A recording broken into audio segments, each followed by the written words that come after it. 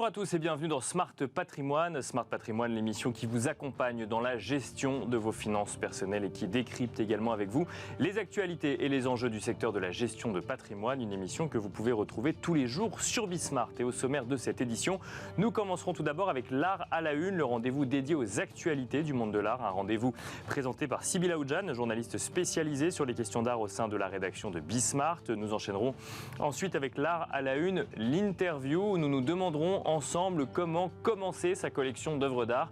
Une question que nous poserons à Paul Ferloni, auteur du livre Les marchés de l'art, le guide pour monter sa collection. Et enfin, nous finirons cette émission avec Enjeu patrimoine, un enjeu patrimoine où nous reviendrons sur la hausse des rendements des fonds en euros. Nous essayerons de comprendre quels sont les mécanismes derrière qui ont permis d'afficher des rendements plus élevés en 2022. C'est tout de suite dans Smart Patrimoine.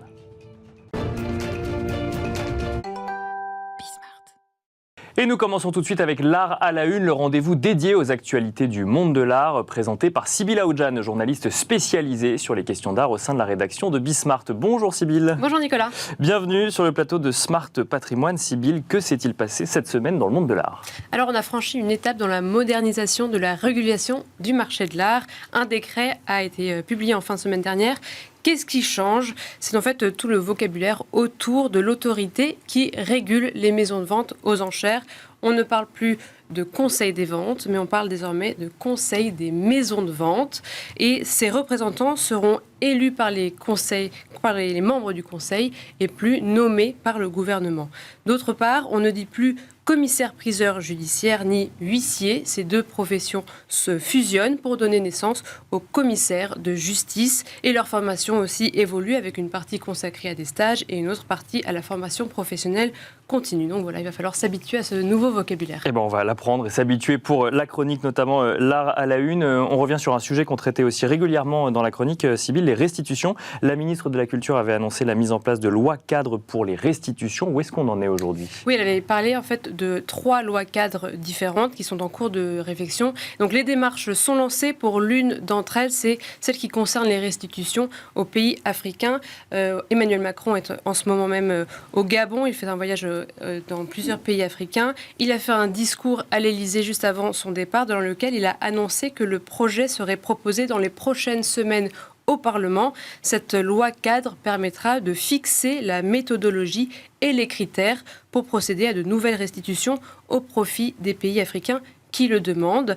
Le président veut aussi mettre en place un partenariat culturel scientifique pour accueillir et conserver ces œuvres. Un partenariat qui pourrait s'élargir à l'échelle européenne. Il donne l'exemple du fonds franco-allemand qui est déjà lancé et qui fait des recherches de provenance sur les œuvres africaines qui appartiennent à certaines collections. Donc si je comprends bien, l'objectif est d'accélérer des restitutions comme celles que l'on a pu voir au Bénin, par exemple. Exactement. En fait, par exemple, au Bénin, 26 œuvres avaient été pillées par un général français au XIXe siècle. Elles étaient conservées au musée du Quai Branly. Et entre l'annonce de la restitution par le président en 2018 et la restitution effective, il s'est écoulé 3 ans. Voilà, c'est seulement en 2021 que le projet de loi spécifique à cette restitution a été adopté par l'Assemblée nationale. Et on continue avec les actualités de la semaine dans le monde de l'art. La tabatière Choiseul entre dans les collections du Louvre. Oui, le musée du Louvre annonce l'acquisition de la tabatière Choiseul, chef-d'œuvre de l'art de la miniature du XVIIIe siècle. La tabatière, dont la monture d'or date de 1770, est le fruit d'une collaboration entre 2 artistes, Louis-Nicolas van Blarenberg, célèbre miniaturiste, et Louis Roussel, orfèvre privilégié du roi. Selon le Louvre, cette tabatière est l'un des objets du XVIIIe siècle français le plus célèbre du monde. Elle doit sa réputation à ses miniatures qui représentent le duc de Choiseul, qui était chef du gouvernement de Louis XV. Et sur ces 6 petites faces de la boîte sont mises en scène avec une extrême précision les activités quotidiennes du duc Choiseul.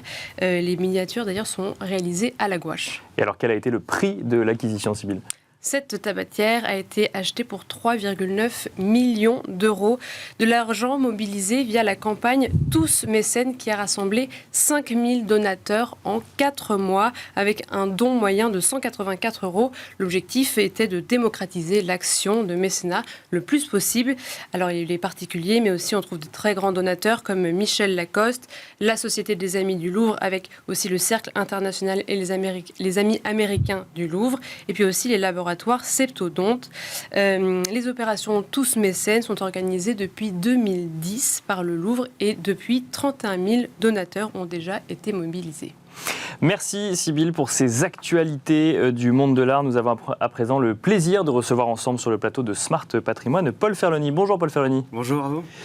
Bienvenue sur le plateau de Smart Patrimoine. Vous êtes fondateur de Libretis, une plateforme de vente en ligne d'œuvres d'art, mais vous avez également écrit Les marchés de l'art, le guide pour monter sa collection. Et c'est justement le sujet qui va nous animer aujourd'hui, comprendre quelles sont les étapes, les premières étapes que l'on peut mettre en place pour monter sa collection d'œuvres d'art avant d'aller sur la démarche concrète quand on décide de lancer une collection. Une première question, est-ce que tout le monde peut se lancer dans la collection d'œuvres d'art ou est-ce qu'il faut détenir quand même un petit capital ou un petit patrimoine au départ?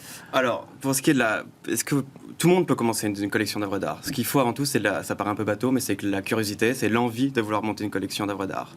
Aujourd'hui, en France, pour donner une idée des ordres de grandeur, 77% des lots vendus en vente aux enchères le sont à moins de 4 000 euros. Ce qui fait que dans cette fourchette de prix, vous avez des lots à 100 euros, vous avez des lots à 4 000 euros, vous en avez à 500 euros. Donc vous avez vraiment pour tous les budgets, entre guillemets.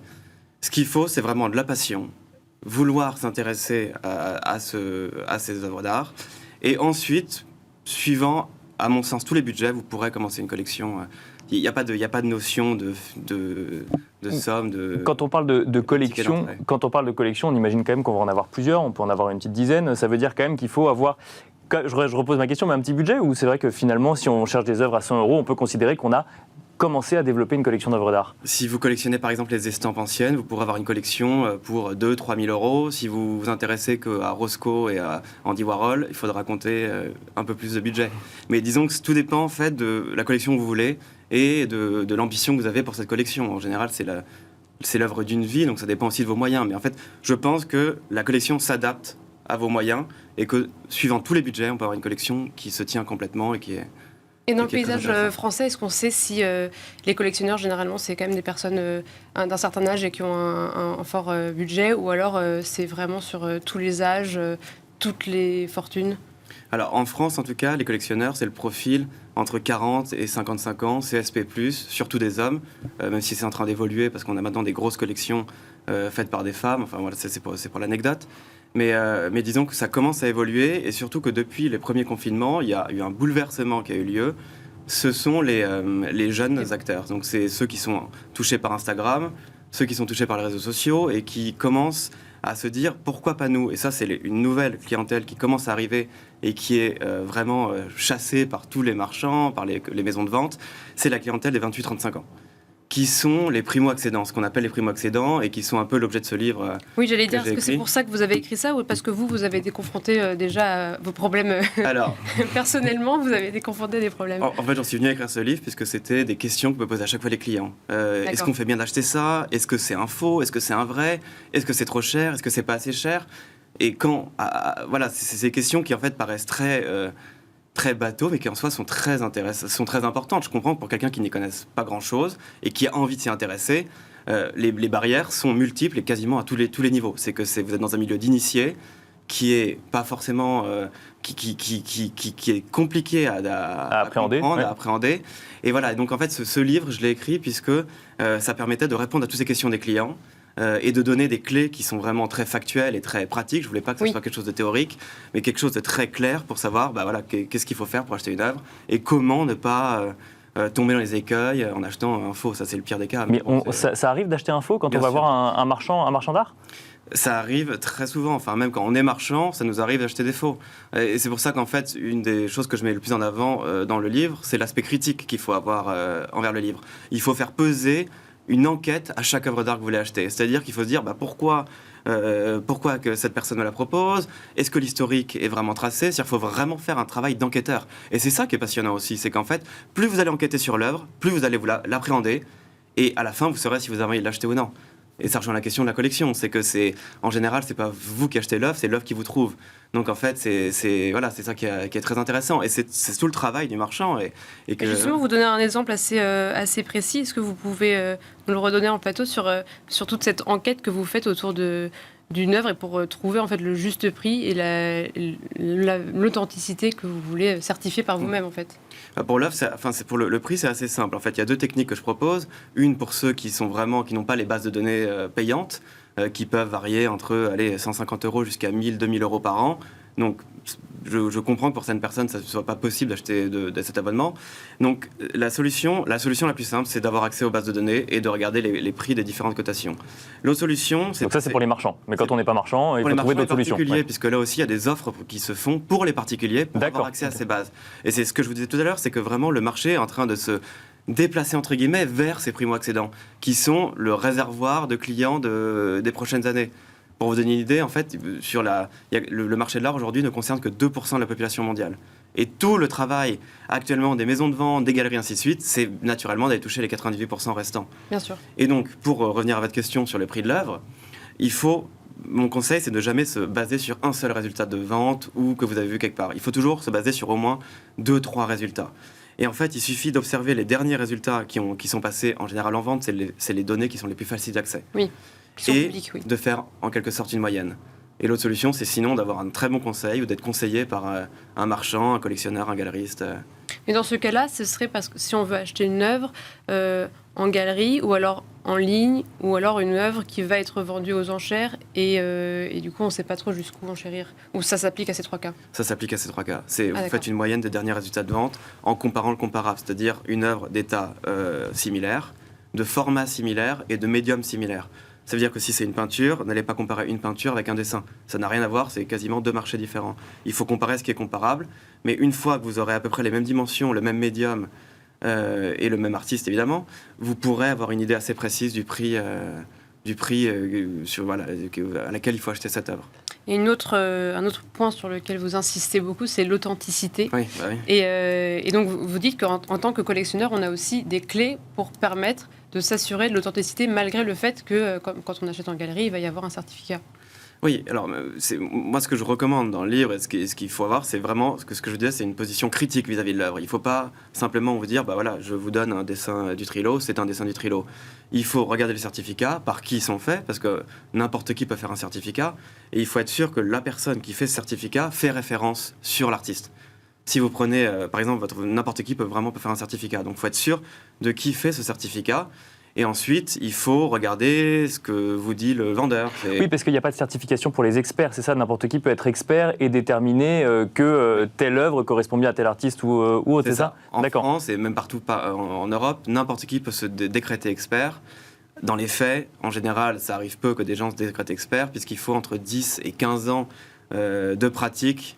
On peut quand même regarder la biographie de la personne. Oui, c'est ça, les antécédents. Des gages de qualité, entre guillemets, on ne parle pas de label non plus, mais c'est de faire partie d'un syndicat d'experts. Oui, il y a des cercles. Voilà, il y a des façons aussi, il faut aller voir un expert qui fait partie d'un syndicat et qui fait référence sur tel ou tel sujet. Encore une fois, si vous voulez acheter un dessin du Trilot ou de Van Gogh, vous n'allez pas voir le même expert. Il faut voir l'expert spécialisé suivant l'œuvre qui vous intéresse. Si on revient sur une question très concrète, comment commencer sa collection ? Est-ce qu'on va à la FIAC par exemple et on cherche l'artiste dont on pense qu'il va monter, ou est-ce qu'on va vers sa première passion ? Quelle est la première pierre pour commencer une collection ? Et j'ai envie de dire, tout dépend. Il y a autant de collections que de personnes qui veulent démarrer une collection. C'est-à-dire que si vous voulez si vous intéressez à l'art contemporain, oui, ça sera bien d'aller à l'ancienne FIAC, mais qui maintenant est à Art Basel. Mais ça sera bien si vous voulez aller sur l'art contemporain, moi j'irais plutôt dans des résidences d'artistes, aller s'intéresser aux foires d'artistes qui démarrent, sorties des Beaux-Arts, aller aux Beaux-Arts, il y a des expositions parfois de groupes, et aller regarder ce qui vous plaît. En fait, pour démarrer une collection, je pense que, et encore une fois, je le martèle aussi dans le livre, c'est la curiosité. C'est-à-dire qu'il faut vous intéresser, voir des expositions, regarder les œuvres qui vous intéressent, si vous préférez l'art abstrait, si vous préférez l'art figuratif, et en fonction de ça, vous allez avoir des artistes qui vont vous intéresser. Et quand vous aurez ces artistes qui vont vous intéresser, vous allez vous intéresser à eux, acheter une monographie, acheter un livre sur tel ou tel artiste, et vous allez voir si l'artiste vous intéresse toujours. Et je pense que pour démarrer une collection, ça se fait presque au feeling en fait. Et c'est pour ça qu'en fait, c'est un marché qui échappe un peu à toute chose Il y a très... beaucoup de subjectivité derrière. Exactement. On ne peut pas expliquer pourquoi vous aimez telle ou telle œuvre. Ça se fait naturellement. Et une fois que vous serez intéressé par telle œuvre, vous allez commencer à faire des recherches. Et plus vous ferez des recherches, plus vous allez réussir à cibler votre recherche. Et vous terminerez par une œuvre qui viendra à vous, entre guillemets. Et commencer petit, en revanche, par rapport à l'artiste qu'on choisit. Comment quoi? Commencer petit, dans le sens où on va acheter peut-être des dessins ou des lithographies. Oui, normalement, l'idée, c'est de démarrer. Si vous n'êtes pas sûr si vous démarrez, il vaut mieux en général ne pas mettre tout votre budget dans une seule œuvre. Moi, je conseille d'acheter plusieurs œuvres de différents artistes ou plusieurs œuvres d'un même artiste qu'une très grosse œuvre. Après, oui. Si vous avez besoin de savoir de préciser votre pensée, entre guillemets, et ce que vous voulez faire comme collection, il vaut mieux démarrer par des lithographies. Ensuite, vous attaquerez sur le dessin, la peinture, et ainsi de suite. Mais pas forcément, parce que vous n'êtes pas obligé d'aller vers la peinture non plus. C'est-à-dire qu'on peut avoir des très belles collections de lithographies, de dessins. Et c'est ce dont je parle dans le livre aussi. C'est qu'il vaut mieux avoir des grandes œuvres d'un petit maître que des petites œuvres d'un grand maître. C'est-à-dire que si c'est pour avoir un bout de nappe gribouillé par Picasso, je pense que ça a peut-être moins de sens que d'acheter une œuvre importante d'un autre artiste. Et juste pour terminer, vous pouvez marquer aussi un point sur les terminologies utilisées. Et là, je trouve qu'on n'en parle pas beaucoup, du fait qu'il y a plein de termes qui sont utilisés dans les fiches de marchands, de vente aux enchères, d'après un tel artiste, oui, par tel artiste. Et ça, il faut vraiment être attentif à ces petits mots qui peuvent tromper. Oui, c'est sûr, c'est une terminologie qui est en fait très juridique. Hein. C'est des appellations, entre guillemets, qui leur permettent de se protéger juridiquement sur l'œuvre. Donc là aussi, il faut être extrêmement vigilant, parce que c'est pas quelque chose qu'on vous apprend, c'est pas quelque chose qui est écrit. On vous donne pas un guide avant d'acheter une œuvre d'art en vous disant attention. Si j'ai mis d'après. Oui, si, maintenant, si. Voilà, maintenant, on vous en donne un. Mais disons qu'il faut faire très attention. Et par exemple, vous parliez d'après. Quand on dit qu'une œuvre est d'après, c'est-à-dire qu'elle n'est pas originale. Donc, elle n'est pas faite de la main de l'artiste. Donc, il faut être extrêmement vigilant par rapport à toutes ces dénominations qui permettent de décrire les œuvres d'art. Merci beaucoup, Paul Ferragni. Je rappelle que vous êtes fondateur de Librettis, mais aussi auteur du livre Les marchés de l'art, le guide pour monter sa collection. Merci beaucoup. Merci à vous. Merci également Sybille Aoudjan, journaliste spécialisée sur les questions d'art au sein de la rédaction de Bismart. Et quant à nous, on se retrouve tout de suite dans Enjeu Patrimoine. Et nous enchaînons à présent avec Enjeu Patrimoine, un enjeu patrimoine consacré au rendement des fonds en euros pour l'année 2022, des rendements plus élevés que les années précédentes. Nous allons tenter de comprendre ensemble d'où vient la hausse des fonds en euros avec Vincent Danis, président de Savignane. Bonjour Vincent Danis. Bonjour Nicolas. Bienvenue sur le plateau de Smart Patrimoine. Alors c'est vrai qu'on a pu assister l'année dernière à un certain nombre de décisions de banques centrales, notamment de hausse de taux, qui ont un impact sur, notamment effectivement sur l'OAT à 10 ans en France, ou sur d'autres effectivement indicateurs monétaires ou obligataires. Mais là, si on se concentre plus précisément sur les fonds en euros, qui sont eux-mêmes investis dans des obligations d'État, on constate en 2022 des hausses de rendement plus ou moins précieuses, si on peut le dire ainsi. Si on regarde un petit peu sur les années précédentes, de 2015 à 2021, alors c'est des moyennes que j'ai sous les yeux, puisqu'effectivement il y a plein de rendements différents et de fonds en euros différents, mais on constate qu'en 2015 on était aux alentours de 2,30% de rendement en moyenne. En 2021, on était aux alentours de 1,28% et il semble qu'il s'opère un rebond sur 2022. J'évoquais les hausses de taux de banque centrale, puisqu'effectivement, les fonds en euros sont investis sur des obligations d'État. Pour autant, est-ce que c'est ces hausses de taux en 2022 qui expliquent la hausse des rendements en 2022, Vincent Danis? Alors, c'est d'autant plus remarquable que 2022 a été une mauvaise année pour les marchés financiers. Pour faire simple, marché action comme marché obligataire ont perdu à peu près 15% cette année. Mmh. Donc avoir une hausse sensible, plus 0,5, plus 1% selon les fonds, alors qu'on était habitué à un moins 0,2, moins 0,3 par an depuis, comme vous l'avez rappelé, 6-7 ans, effectivement, ça tient presque du miracle. Alors en fait, il y a deux explications possibles. Oui. J'imagine pas celle que je viens de donner, du coup, qui serait potentiellement en lien avec la hausse des taux de la BCE. Non, c'est trop rapide, ça peut pas avoir un effet aussi immédiat. Alors ça, on peut l'expliquer si on accepte de faire un petit exercice de thermodynamique. D'accord. Autrefois, à l'école primaire, on expliquait les mathématiques avec des exemples concrets, des trains, des robinets, des baignoires. Là, on va prendre une baignoire. D'accord. Donc, imaginez que le fonds en euros d'un assureur, ce soit comme une gigantesque baignoire remplie d'eau froide, l'eau froide étant tous ces taux obligataires accumulés au fil des ans. Taux zéro ou quasiment zéro. Et puis fin 2022, on vient commencer à rajouter un petit peu d'eau chaude dans la baignoire. La question de l'exercice, c'est combien de temps faut-il pour que l'eau du bain augmente à une température moyenne acceptable. L'eau chaude étant ces nouveaux achats à des taux plus élevés. Des taux de 3% qu'on n'avait pas connus depuis des années. En fait, la réponse va dépendre de la taille de la baignoire, va dépendre des assureurs, mais dans tous les cas de figure, la réponse, c'est un certain temps. D'accord. C'est pas le fait d'avoir rajouté un petit peu d'eau chaude qui va faire que immédiatement vous allez vous retrouver dans une température agréable. Donc l'explication est autre. Donc c'est pas de ce côté-là qu'il faut chercher l'explication. Mais alors où est l'explication? Donc 2 explications possibles. La première, c'est de penser que les acteurs des compagnies d'assurance sont passés par l'école des sorciers à Poudlard, qu'ils y ont appris des tours magiques, qu'ils ont appris un tour nouveau où il suffit avec une baguette de prononcer ce mot augmentato et le taux augmente. D'accord. On va éliminer cette possibilité. Oui, c'est ça, on pourrait. Et la deuxième possibilité, elle est beaucoup plus rationnelle, c'est de regarder ce que les assureurs avaient intérêt à faire pour eux-mêmes comme pour les assurés. D'accord. Et là, on va être beaucoup plus factuel, beaucoup plus rationnel. Quand on regarde ce qui s'est passé en 2022, on constate des chiffres assez perturbants sur les marchés. On constate quoi? C'est qu'on constate globalement que depuis l'Ukraine, les gens étaient prudents. Être prudent, ça veut dire on va aller vers de l'épargne non risquée. D'accord. Ou moins risquée. Donc garantie en capital, par exemple? Si possible. Ouais. Et néanmoins, quand on regarde ce qui s'est passé en 2022, on voit que sur une collecte satisfaisante en assurance vie de 14 milliards d'euros, globalement, ces 14 milliards d'euros se retrouvent, pour une part, avec 34 milliards d'euros de plus de collecte nette, c'est-à-dire entrée moins sortie positive sur les unités de compte. D'accord. Mais 20 milliards d'euros en moins sur les fonds en euros. D'accord. Ouais. Et là, ça peut être un problème pour les assureurs. Alors même qu'on cherche du moins risqué. Absolument. Pourquoi? Parce que dès le mois d'août, on a eu une hausse du livret A à 2%, que comparé à un fonds euro qui était à 1,10, 1,20 fin 2021, avec un 2%, sans frais ni fiscalité, ça a pu commencer à déplacer de l'épargne. D'accord. Et là, ça peut occasionner des transferts de flux. Alors, je reviens un instant à ma baignoire, parce qu'en fait, c'est un peu différent pour les assureurs.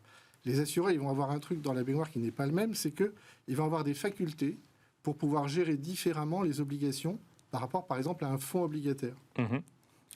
Un assureur a la faculté sur une obligation d'État de le mettre dans une ou deux catégories. La première catégorie, c'est de dire je vais fonctionner comme un fonds obligataire, je valorise en valeur de marché. D'accord. Donc si je constate que j'ai moins 15 cette année, ou que j'ai une moins-value latente forte sur mes obligations, je l'approvisionne et j'occasionne une perte, une diminution plus rapide de la performance. D'accord. Ouais. Deuxième possibilité, qui n'est pas ouverte aux gérants obligataires, c'est de dire cette obligation d'État que j'ai prise pour 10 ans, dans les faits, je la répute porter jusqu'à son terme, et j'ai souscrit 0,20 pendant 10 ans, et j'accepte de percevoir 0,20 pendant 10 ans. De ce fait, je ne suis plus obligé de la valoriser en valeur de marché. Simplement, je me satisfais, je me contente du 0,20 que je vais avoir année après année.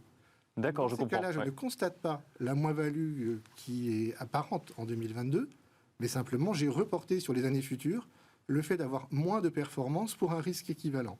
D'accord, je comprends. Ouais. Donc ça, c'est le vrai risque pour les assureurs. Mais ça ne permet pas de sortir plus de cash pour payer les rendements affichés sur les fonds. Et là, c'est l'autre bénéfice d'un assureur, c'est que l'assureur gère sur du long terme, et parce qu'il gère sur du long terme, il a le droit d'avoir d'autres règles, comme celle d'avoir pu constituer des réserves par le passé. D'accord. Les réserves sont importantes, c'est la provision pour excédent, la provision pour participation aux bénéfices, mais globalement, la plupart des assureurs ont les moyens d'aller soutenir de 0,5 à 1% pendant plusieurs années le rendement de leurs fonds en euros. Ils ont la faculté de le faire, et en plus, ils doivent le faire d'une certaine manière, puisque les produits financiers qu'ils ont réalisés les années précédentes, ils ont jusqu'à 8 ans pour les redistribuer. D'accord, je comprends. C'est aussi naturel qu'ils aillent les redistribuer. Donc, de fait, double enjeu 2022, une année dans laquelle, globalement, les performances sont mauvaises, mais dans lesquels il y a un risque d'hémorragie, de fuite des capitaux vers d'autres types de produits d'épargne. Et donc, de fait, l'impérieuse nécessité d'aller soutenir la performance des fonds en euros en allant puiser dans ces réserves. Vous connaissez mon goût pour les SCPI. Bien sûr. Un des trucs qu'on regarde en SCPI, c'est est-ce que la rentabilité qui est servie est en phase avec les revenus locatifs qui ont été perçus, ou est-ce qu'on est allé chercher sur les réserves antérieures. Là, clairement, sur les fonds en euros et sur cette hausse des performances 2022, l'explication, elle est dans la mobilisation des réserves qui avaient pu être constituées avant. Et fort heureusement d'ailleurs.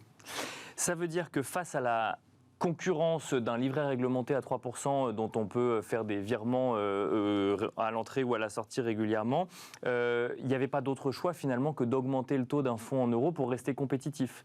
C'était un choix naturel, un choix souhaitable, parce qu'également avec le retour de l'inflation, c'est aussi un moyen d'accompagner et de protéger l'épargne. Côté épargnant, c'est sûr qu'effectivement, ça permet de limiter l'érosion face à l'inflation. Mais par exemple, ce qu'on peut observer, c'est que les banques assureurs, pour lesquels la tentation est encore plus facile d'aller faire des transferts de l'assurance vie vers les livrets A ou livrets développement durable, ont été encore un petit peu plus généreux que les autres dans ce souhait d'aller protéger les encours en assurance vie. Et ils ont bien fait. L'assurance vie reste globalement un investissement, un placement sur le long terme, par exemple pour un complément de retraite. Mais dans tous les cas de figure, il faut garder une partie prudente. D'accord. Ouais. Cette partie prudente, elle ne doit pas durablement être inférieure à la rémunération de l'inflation non plus.